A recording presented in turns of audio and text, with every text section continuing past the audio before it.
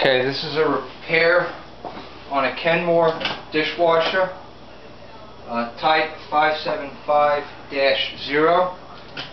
Alright, before you take apart the dishwasher and try to figure out where the water's not draining from, there's a couple things you need to do first. First thing you can do is release this bracket.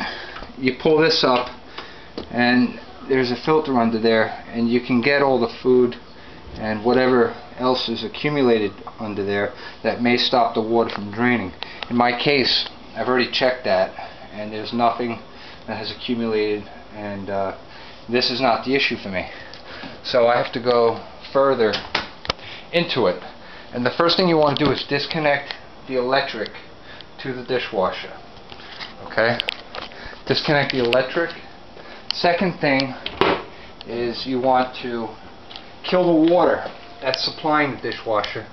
In my case, I have a valve here that feeds the sink and the dishwasher, so I turn the water off.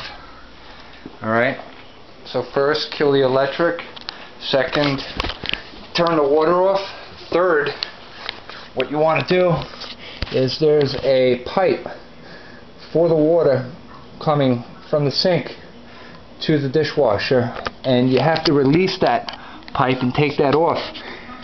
And in order to do that, I had to use a 5/8 wrench, and once you get under there you loosen it up and you pull the nut off and you disconnect it. Then now you've killed the electric, you turn the water off, and you've disconnected the water supply to the dishwasher. Now note that water may drain out of the hose, so have a towel ready. Okay. Now, in order to get the unit out from beneath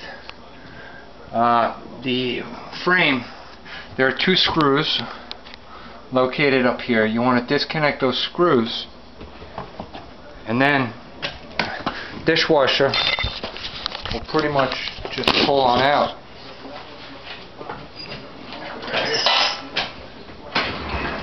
Okay. So now you have no electric, you have no water, and you've also killed the supply of water to the dishwasher. And now you have access to the draining hose, the valve, okay, and the motor that pumps the water out of there. So I'm going to go into detail on my troubleshooting on how to fix this Kenmore dishwasher that won't drain water. That'll be in the second video.